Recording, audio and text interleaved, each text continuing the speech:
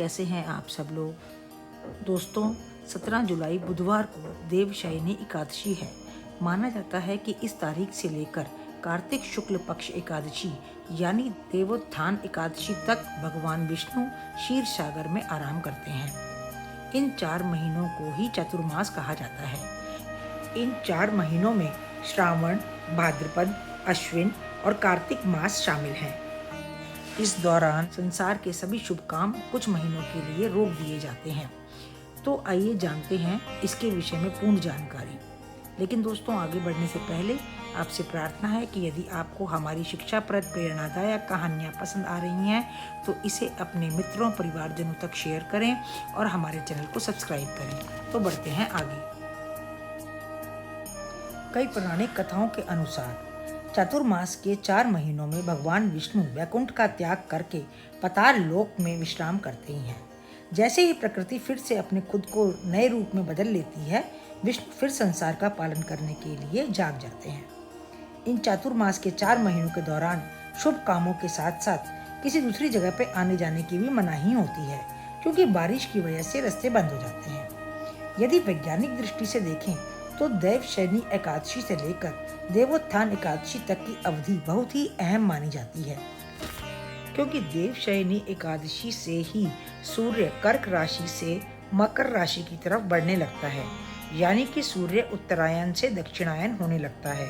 सूर्य का ताप घटने लगता है। बारिश की वजह से पेड़ पौधों को नया जीवन मिलता है। नए प्रकार के जीव जंतुओं का जन्म होता है। दोस्तों चतुर्मास का महत्व न केवल हिंदू धर्म में है बल्कि दूसरे धर्मों में भी है। बौद्ध और जैन भिक्षु भी एक ही जगह पर रहकर अपनी साधना को नया स्तर देते हैं।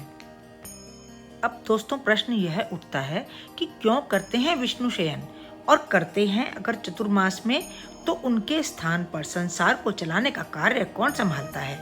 तो चलिए यह भी जानते हैं।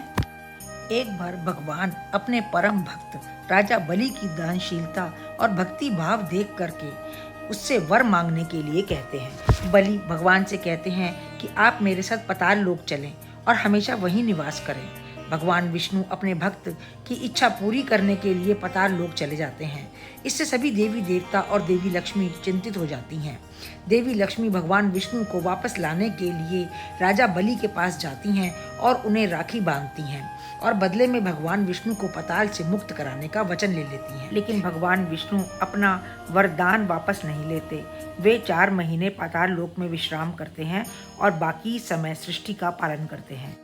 दोस्तों विष्णु जब शयन करते हैं तब ब्रह्मा, शिव और आद्या शक्ति चतुर्मास में सृष्टि की सारी शक्तियाँ अपने हाथों में ले लेते हैं।